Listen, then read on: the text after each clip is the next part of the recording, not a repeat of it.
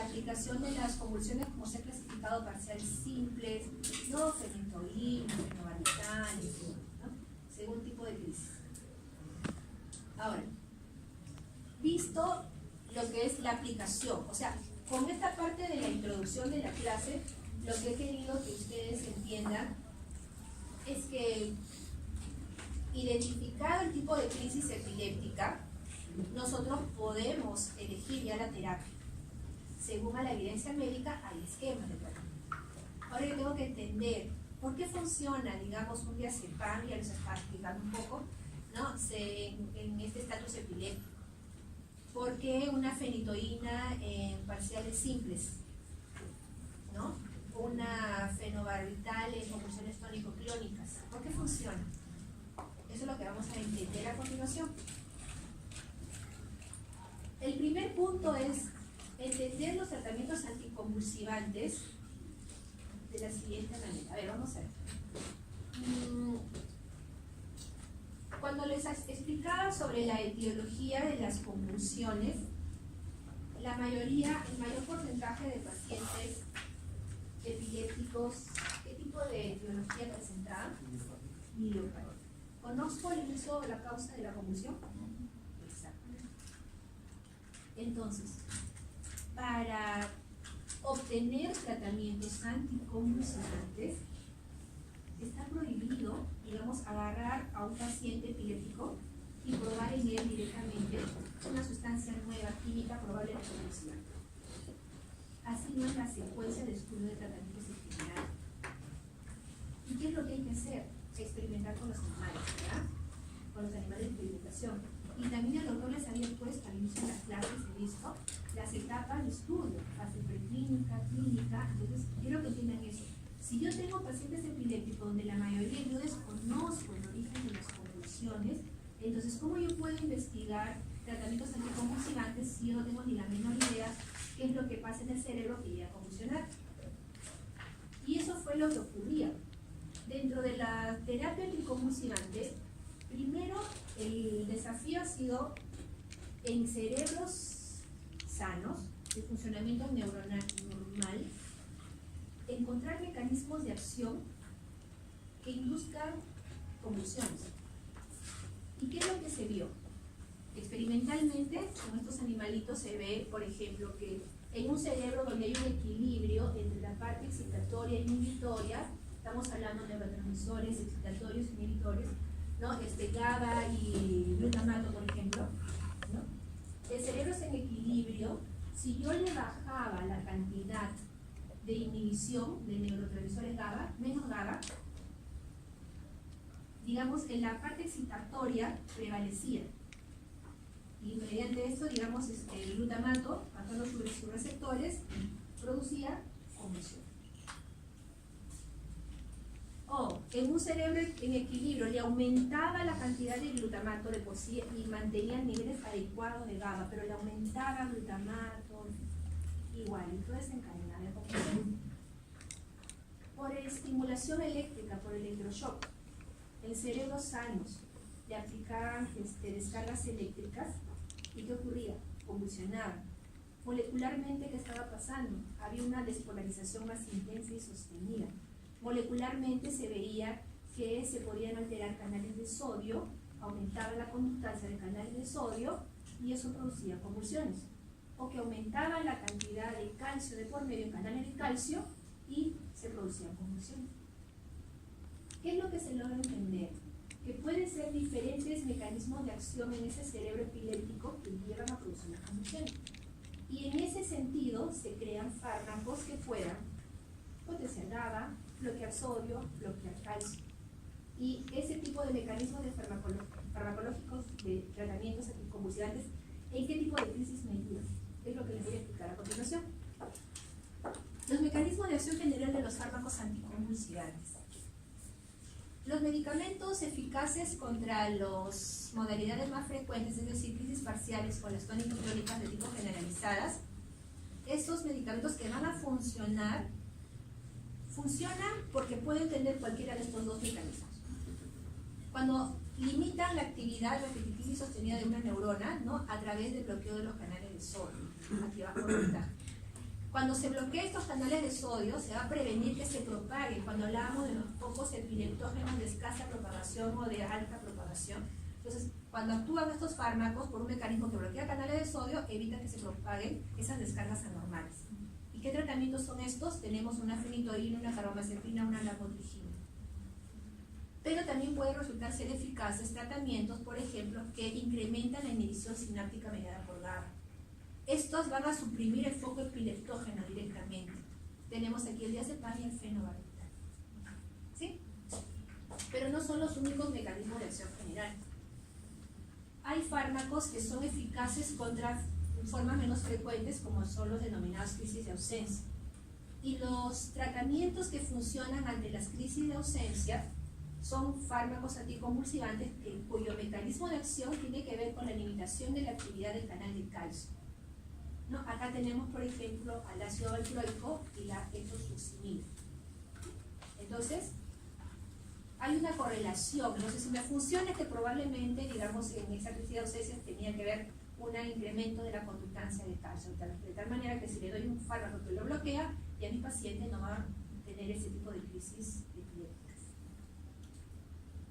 Bien. ¿Cómo vamos? Bien. Vamos a salir de acá y este es un resumen que yo les digo. Me falta todavía, por ahí podríamos refinar la información, pero este es un trabajo de mi autoría, digamos. ¿En qué sentido? He tratado de resumirlo y ponerle los aspectos más importantes, ¿ya? Y les decía en los objetivos que he separado la farmacocinética de la farmacodinamia, porque si lo pongo de manera individual, no les va a quedar mucho de repente para explicarlo futuro. Acá, ¿qué cosa es lo que nos interesa dentro de lo que es la farmacocinética para los tratamientos de primera generación, segunda generación, etc.? En el caso, por ejemplo, de la fenitoína, vemos que tiene una buena absorción oral, es lenta y variable. Ya para los que están despiertos, atentos, la fenitoína está contraindicada en la línea muscular. ¿Ya? Está contraindicada. Es un fármaco bastante alcalino, que precipita si se administra en el músculo. Y si hay precipitación en el músculo, ¿cómo hace la absorción? Erróneo. ¿Sí? Tiene de 7,8 a 9, tiene 12 de pH, 12. 7,8 a 9 está la fosfenitoína. La fosfenitoína es menos alcalina. Cuando veíamos la fosfenitoína que está en tercera generación, primera, segunda, tercera, en extremos, ya, porque la fosfenitoína sí se puede utilizar como una cosa. Al ser menos alcalina no se precipita y se absorbe conforme se va a transformar a fenitoína. ¿Y tienes la ventaja? Entonces, la fenitoína se va a administrar por vía oral y vía endovenosa. Alcanza concentración plasmática máxima de 3 a 12 horas y tiene una unión a proteínas plasmáticas, por lo general albúmina, en un 90%. Ahora, si me voy a poner a leer cada uno de estos, va a resultar ser tedioso, aburrido, y lo que yo quiero es que se entienda. Esta tablita lo que me tiene que ayudar a entender es lo siguiente. Primero tengo que ver, ya estoy resaltando medicamentos, por ejemplo, básicamente fármacos. En el caso de la fenitoína ya les dije qué vía se puede utilizar y qué vía no se utiliza, y la contraindicación y el porqué. Hay que identificar, por ejemplo, hace un rato hablábamos del diazepam, ¿no? Para un estatus epiléptico, que lo tenemos más abajo, y vemos que el inicio de acción es bastante rápido, ¿no? Acá tengo el diazepam. Le he puesto que la absorción tiene que ser por vía intravenosa. Para crisis epiléptica es endovenosa. Pero he tratado de colocar acá una farmacocinética que les va a ayudar tanto para ser antipsicóticos y para anticonvulsivantes. ¿En qué sentido? Al indicar que tiene una buena absorción oral. Entonces, cuando se administra por vía oral, que no es el caso de la utilización, repito, para anticonvulsivantes, es bastante rápida. Y miren, siendo solamente vía oral, ya tenemos una concentración plasmática del diazepam de 1.3 horas. O sea, rápidamente, inclusive siendo oral, alcanza concentraciones plasmáticas máximas. Tiene una unión a proteínas plasmáticas del 98.7%. Ahora, tengo que comenzar a entender la rapidez que pueden tener los fármacos en cuanto a inicio de alcanzar concentraciones plasmáticas máximas. Tenemos una etosuximida, una primidona para alcanzar concentraciones plasmáticas máximas, ¿no? Que si yo comparo de repente con una carbamazepina, que para alcanzar concentración plasmática máxima es de 4 a 8 horas. El ácido valproico también, si ven ustedes, es bastante rápido. Es más, hasta ahí es el más rápido de lo que estamos mencionando, rápido y completo. De 1 a 4 horas, inclusive siendo bioral. En el caso de los de tercera generación, también tenemos inicios de reacciones bastante rápidos. Ahora, otra cosa que tengo que ver es, miren, los de primera generación, recuerdan hace un rato cuando veíamos las desventajas de la primera generación con respecto a las de segunda y tercera generación, y mencionábamos que los de tercera generación tienen menos interacciones que los de primera generación, tiene que ver con su unión a proteínas plasmáticas. Si nos damos cuenta, en la unión a proteínas plasmáticas de los de primera generación, por ejemplo, tenemos un 90%. En el caso de la etosuximida, es bueno porque no tiene unión a proteínas plasmáticas, ¿no? Entonces va a viajar, que depende del grupo sanguíneo, ¿no? De la liposolubilidad que esta pueda tener. Y en el caso del fenobarbital dice que tiene una porcentaje de proteínas plasmáticas de 40-60%. En el caso de la primidona vemos que tiene un 25% como molécula de primidona. Pero si ustedes leen dentro del metabolismo de la primidona va a aparecer el fenobarbital. O sea, se convierte la primidona en fenobarbital y el fenobarbital tiene una unión del 40-60%. ¿Para qué nos interesa saber esa unión a proteínas plasmáticas? Ya tengo la unión a proteínas plasmáticas. ¿Para qué me ayuda? ¿Qué debo entender? Si tiene un fármaco unido como la fenitoína, el 90% a proteínas plasmáticas, ¿qué debo entender para el efecto? Ya, pero ¿qué fracción es la que está actuando? ¿Cuánto? 10%. Y es lo suficiente para que actúe, ¿sí? Y así la diferencia de las otras porcentajes. Entonces acá será de 40 a 60, entonces si agarro 60% de unión a proteínas plasmáticas, entiendo que el 40% es el que está actuando y que gradualmente se va a liberar. Lo dejo en paréntesis para aplicarle la parte de interacción, ¿no? Porque vemos, por ejemplo, cuando decíamos que los de primera generación tienen más interacciones que los de tercera generación. Si vemos los de tercera generación, vemos 25% es escasa, el fenogramato unión a proteínas plasmáticas. La motrigina no tiene unión a proteínas plasmáticas, menos del 3%, no se une. En el caso de la tiogarina sí tiene, digamos, un 25%. Y la mayoría casi no tiene mucha significancia en su unión a proteínas plasmáticas. Y repito, tiene que ver con interacciones. Otra cosa que tienen que entender dentro de lo que es esta tablita es, recuerdan hace un rato cuando veíamos de las benzodiazepinas, de su metabolismo, que requiere del citocromo P450, ¿no? De las isoformas CYP12-9, ¿no? Por ejemplo, ahí aparecía y aparece nuevamente acá, ¿no? Y la CYP12-19. Cuando vean que hay fármacos que utilizan esto, ¿qué les había dicho que tengan que considerar o no les dije nada? Que tiene que ver con el metabolismo, que lo pueden afectar, entonces pueden ser inductores enzimáticos. Entonces, los anticonvulsivantes que ustedes encuentren acá, que utilizan la citocromo P450, CYP12-9 o CYP12-19, son inductores enzimáticos. Eso quiere decir que cuando se asocian con otros tratamientos, estos anticonvulsivantes pueden acelerar el metabolismo del otro fármaco. Importante, y lo vamos a volver a ver en interacciones. En el caso de la fenitoína, interesante dentro de esta tabla, me dice que tiene un tiempo de vida media de 6 a 24 horas, que si yo comparo acá, por ejemplo, con el fenobarbital, 100 horas. Primidona me da un rango de 5 a 15, pero tengo que entender que acá de por medio hay la primidona como tal actuando y metabolitos activos de por medio, por eso hay esa variabilidad de tiempos de vida media. Pero por lo general, miren, los tipos de vida media son puntuales: 60 horas, 100 horas, 15 horas, 36 horas, 43 más menos 13 horas. ¿Qué significa en el caso de la fenitoína? Cuando veíamos en la semana de farmacocinética en el seminario, en la parte de la eliminación de los fármacos, que estos se van a eliminar por la cinética de primer orden y orden cero. Acá lo vemos aplicado para el caso de la fenitoína. En el caso de la fenitoína es un fármaco, como la mayoría, se van a eliminar. La mayoría de fármacos, ¿por qué cinética de eliminación se van a eliminar? ¿Qué es lo que pasa con la fenitoína? Pero como se trata de tratamiento crónico, meses, años de tratamiento, ¿qué pasa? Pasa a una cinética de orden cero. ¿Qué significa cuando pasa un fármaco a una cinética de orden cero? La cantidad de la concentración plasmática que tiene la fenitoína en sangre es paralelo a lo que se elimina. Ya no es paralelo.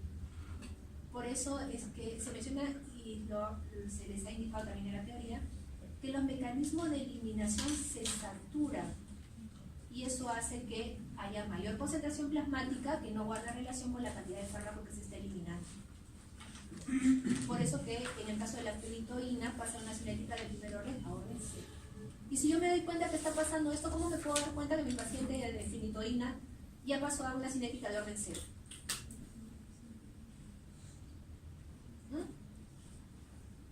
¿Cómo me podría dar cuenta que mi paciente que tiene tratamiento fenitoína crónico pasó de una cinética de eliminación de primer orden a orden cero? Exactamente, muy bien sabido. Si se está acumulando, si la cantidad de fármaco en sangre supera la cantidad de fármaco que se elimina, es tóxico. Entonces, las RAMs se van a manifestar intensamente y dándole la dosis terapéutica que le corresponde. No ha excedido en dosis. El tema es que ya no se está eliminando de acuerdo a lo que se esperaba. ¿Se entiende? Bueno, ahí tienen tarea para que revisen de uno en uno y podemos conversar bastante sobre la farmacocinética. ¿Ya? Pero ahí de manera de resumen lo van a ir entendiendo. Identifiquen qué fármacos son inductores enzimáticos, quiénes no. Entonces los que no son inductores enzimáticos hay menos probabilidad de interacciones con otros fármacos. ¿Ya? Y pienso que hasta allí vamos a continuar. ¿Ya? Eso es la parte de la farmacocinética de los tratamientos de primera generación, segunda y tercera generación. Ahora la parte de la farmacodinámica. Entonces cada fármaco tiene sus particularidades farmacocinéticas. Vamos a entender cómo actúa. Ya no lo que el organismo, cómo lo absorbe, lo distribuye, lo metaboliza, lo elimina. Ahora ver cómo actúan los fármacos dentro del organismo. En el caso de la fenitoína, va a ejercer su acción anticonvulsivante sin causar depresión del sistema nervioso central. Palabra importantísima, claro, que no afecta al sistema nervioso central. ¿Por qué? Porque vamos a tener un paciente menos deprimido. ¿Sí? El mecanismo va a ser igual que la carbamazepina. Vamos a ver más adelante también a la carbamazepina. Y aquí es, entonces, fenitoína, carbamazepina y el mismo mecanismo de acción. En el caso de la fenitoína y la carbamazepina, el mecanismo que se identifica responsable anticonvulsivante es el que está relacionado con el bloqueo de los canales de sodio. Hago énfasis en esto porque suele pasar que a veces agarran el alvarado o no leen completamente el cápsula, ¿no? Y me dicen no, pero sí, inclusive dice que actúa con GABA, por los canales de calcio. Ya, miren, explico por qué. Lo que se ha identificado como claro responsable anticonvulsivante, mecanismo responsable anticonvulsivante de la fenitoína, la carbamazepina es bloqueo de canales de sodio. Se indica, el mismo cápsula también indica, si se aumentan las dosis, por encima de las terapéuticas, de una fenitoína, puede tener mecanismos que tienen que ver con potenciar el GABA, bloquear canales de calcio, etcétera, etcétera, y varios mecanismos. Pero los principales para anticonvulsivantes que bloquean canales de calcio, que potencian GABA, lo cual puede llevar a un tema de descerebración en el paciente. El beneficio suena bien, pero el riesgo supera al beneficio. Y a la dosis terapéuticas bloquean canales de sodio que son los responsables del efecto anticonvulsivo. Entonces, ese es el mecanismo que se acepta. Los demás pueden tener, pero no conviene la dosis, ¿no? Ya les estoy indicando que ya no. Le digo esto igualito, mecanismo de acción de la fenitoína, bloquea canales de sodio, calcio, y agave. Si ponen así, con ganas le pongo 0. Entonces, en el canal de sodio hay dos compuertas. La compuerta de la parte superior, que se indica la compuerta de activación, y la segunda, que sería la compuerta de inactivación. Se presenta la despolarización y luego, digamos, hay una etapa donde se cierran estos canales y, digamos, en un funcionamiento neuronal normal, la apertura y cierre de esa despolarización es normal. En el caso de los funcionamientos de las alteraciones neuronales, este sistema está incrementado. ¿Qué cosa es lo que puede hacer? Es decir, la conductancia de sodio puede estar incrementada en estos funcionamientos neuronales en pacientes epilépticos.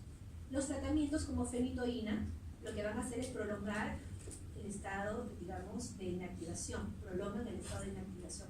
Justo en esta segunda compuerta es donde actúan y lo bloquean. Entonces, reduce la conductancia de lo que es el sodio, ¿no? Término sencillo, bloquean canales. ¿Qué efectos adversos o reacciones adversas puede tener la fenitoína? Dependiente de la dosis, ¿no? En dosis de concentraciones plasmáticas de 10 a 15 microgramos por mililitro ya puede aparecer nistagmo, que es lo que estamos viendo ahí. Nistagmo sin diplopía, con diplopía, selección doble, alteraciones de la coordinación, náuseas, ataques, alteraciones mentales, etc. E inclusive crisis convulsivas. Si yo le doy a mi paciente y me da más crisis convulsiva, no me conviene, ¿no? Entonces se cambia el tratamiento. Pero está dentro de las RAS que podríamos tener. Ahora, independientemente de la dosis, o sea, no necesariamente tiene que ver esa dosis de 10 a 15 microgramos por mililitro, ya independientemente de la dosis, dosis bajas inclusive, pero el tratamiento crónico, ¿qué es lo que puede pasar? Hiperplasia gingival, por ejemplo, como vemos ahí, hipertricosis, hirsutismo, déficit de ácido fólico y vitamina D. Si yo sé que con el tiempo, paciente que le estoy administrando, esta fenitoína por vía oral me va a dar hiperplasia gingival, lo más recomendable es decirle al paciente se enjuaga la boca después de cada administración y reducimos el riesgo de esta RAS, por ejemplo. Vamos a ver varias RAS para la mayoría de anticonvulsivantes. Mi sugerencia es que comiencen a comparar, y va a ser muy común, y ya les adelanto, es muy común en los anticonvulsivantes esa déficit en ácido fólico y vitamina D. Entonces, por eso se dice son antifolatos. Imagínense el riesgo de este tipo de tratamiento fenitoína en una paciente gestante. Consecuencias que podría pasar con ese feto si son antifolatos. Exactamente, altamente intolerantes. Miren, lo estamos deduciendo. Ustedes mismos lo están deduciendo. Dice la idea de farmacología que también ya lo vayan entendiendo, ¿no? Bueno, entonces, en el caso de la fenitoína se menciona que aparece un síndrome hidantoínico que se caracteriza por forma de labio leporino, paladar hendido, cardiopatía en el bebé que llega a nacer y que la madre ha sido expuesta a fenitoína. ¿En qué caso yo voy a utilizar la fenitoína? En convulsiones parciales y las tónico-clónicas, y no se recomienda en las crisis de ausencia. En el caso de la etosuximida, va a bloquear los canales de calcio, y acá está la foto que le habían dicho de la niña que presenta crisis de ausencia. Así tal cual, o sea, si fuese video igual no se va a mover la niña, como le digo, ¿no?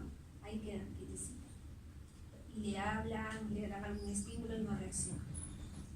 En el caso de la etosuximida, va a bloquear los canales de calcio, ¿no? Dentro de la RAS pueden presentar malestar gástrico, incluyendo dolor y náuseas, el sistema nervioso central, somnolencia, letargo, forma. Puede haber problemas de hematotoxicidad, ¿no? Y se aplica en crisis de ausencia de etosuximida. Fenobarbital, llegamos al fenobarbital, que en la parte de sedantes hipnóticos se había comparado, en fin, con las benzodiazepinas. Recuerden que en la gráfica de la curva dosis-respuesta fármaco A, fármaco B, les había dicho que hay más probabilidad hay de llegar a coma con barbitúrico que con benzodiazepina. Vamos a entender por qué. En el caso de los barbitúricos, en este caso el fenobarbital, que es el que se utiliza para el tratamiento anticonvulsivante, no se puede generalizar barbitúricos para lo que es anticonvulsivante. El barbitúrico que se utiliza para anticonvulsivante es el fenobarbital. ¿Por qué? Porque va a presentar una acción anticonvulsivante máxima, inclusive a dosis mínimas a las que se requieren para hipnosis. Entonces, hace un rato veíamos que se podrían utilizar como hipnóticos, pero en el caso de los barbitúricos, en este caso el fenobarbital, se tiene efectos anticonvulsivantes con dosis inferiores a las que se requieren para hipnosis. ¿Qué es lo que hace el fenobarbital? Favorece la inhibición GABAérgica, facilita la acción del GABA al actuar sobre el receptor GABA. ¿A qué le suena? Mecanismo de benzodiazepina, ¿sí? Hasta ahí serían iguales. Es GABAérgico. Pero aumenta la... ¿Y cómo es que hace esto de GABAérgico? En el caso de las benzodiazepinas aumentaba la frecuencia de apertura del canal de cloro. En el caso de los barbitúricos aumenta el tiempo de apertura del canal de cloro, más tiempo aperturado. Igual consecuencias aumenta conductancia de cloro, habría hiperpolarización postsináptica, ¿no? Hay una, digamos, disminución de la excitabilidad neuronal, definitivamente a través de esa hiperpolarización. Pero la diferencia es que los barbitúricos pueden aumentar la permanencia de apertura del canal de cloro de ese receptor GABA, inclusive sin GABA. Eso se denomina GABA mimético. Si las benzodiazepinas facilitan la acción del GABA, potencian la acción del GABA, son GABAérgicos, producen hiperpolarización postsináptica. Los barbitúricos hacen lo mismo, pero inclusive solos, sin GABA de por medio. Entonces, la dependencia del GABA no es necesaria. Y por lo tanto, si hay una sobredosificación, directamente yo la está aperturando y puede ser tan intenso que puede llegar al fondo. ¿Sí? ¿Entendieron?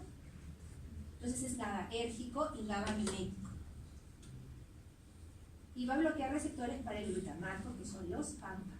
Entonces, bien dosificado, definitivamente, tiene como que, le digo yo, como que tres mecanismos, ¿no? GABAérgico, GABA mimético y bloquea los receptores para glutamato, los AMPA, ¿no? Las RAM son varias también, y dentro de ellas, por ejemplo, hay esta RAM que nos indica que hay una incapacidad para concentrarse o atender, ¿no? En los niños, por ejemplo, en los niños empieza todo esto, ¿no? Son los más, los pacientes de mayor número que presentan epilepsia. Entonces no es conveniente. Si yo le voy a dar a un niño que está en plena formación escolar, no sería conveniente porque vamos a tener un niño limitado de desventaja frente a sus otros compañeros porque el barbitúrico de por sí no le va a permitir concentrarse. Entonces hay que elegir otro tipo de barbitúrico para este tipo de personas, ¿no? Y si se dan cuenta, ya para ir resaltando los aspectos más importantes, puede presentar hepatomegalia, ¿no? Déficit de vitamina D, ácido fólico, vitamina K, y puede presentar adicción y tolerancia. Es un psicotrópico, ¿no? Lo que mencionamos en el clase. ¿En qué situaciones yo puedo utilizar el fenobarbital? Para convulsiones clónicas generalizadas, parciales y convulsiones febriles. En fiebre, si yo sé que es de una etiología secundaria y soy un niño, le puedo dar, pero solamente por la fiebre que se ha presentado y que es limitado el uso del fenobarbital. En el caso de la primidona, ¿no? Presenta dos mecanismos. Inhibe la conductancia de sodio y potencia la acción del GABA. Acá sí les indico lo siguiente, ¿no? Si se les pregunta, ¿no? Por ejemplo, mecanismo de acción de la primidona, dentro de las alternativas, solamente aparece inhibe la conductancia de sodio y nada más, estaría mal esa respuesta, porque el mecanismo completo es que tiene que ver con la inhibición de los canales de sodio y potenciación del GABA. Completo, y ahí recién sería la respuesta correcta. ¿Ya? O que solamente aparezca que potencia GABA también sería incorrecto, porque no está completo el mecanismo. ¿Ya? La primidona presenta somnolencia, ataxia, dificultad para concentrarse, situación en niños y convulsiones en ancianos, y se puede utilizar en convulsiones parciales y convulsiones tónico-clónicas. En el caso de la carbamazepina, habíamos mencionado que tiene el mecanismo de acción igual que en el caso de la fenitoína. Acá ya hemos hablado de los aumenta, digamos, el estado digamos, refractario de lo que es el estado de inactivación. Ahora, en el caso de la carbamazepina y la fenitoína, esto es importante, eso sí lo resalto. Imagínense en un cerebro normal, la apertura de los canales de sodio tienen una apertura y cierre, digamos, regular. En los cerebros que tienen epilepsia es incrementada esa actividad. De tal manera que estos son selectivos, porque nos dicen, van a producir una inhibición del canal de sodio que te permite de voltaje. Van a inhibir mejor en células despolarizadas y también es dependiente de frecuencia. Inhiben mejor los canales que cierran y cierran continuamente, o sea, en un funcionamiento normal. Esto explica que su acción sea relativamente selectiva para neuronas hiperexcitadas, es el caso de los pacientes epilépticos, y que no, digamos, afecte a concentraciones terapéuticas la excitabilidad de las células normales.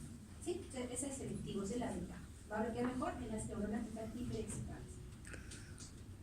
Las RAS, diplopía, taxia, malestar gastrointestinal leve, toxicosis hematológica como aminoplástica, está indicado en convulsiones tónico-clónicas generalizadas, las parciales simples y las complejas. Y otra aplicación de la carbamazepina importante que no tiene que ver con el campo de los anticonvulsivantes es para terapia del dolor y se utiliza en neuralgia del trigémino.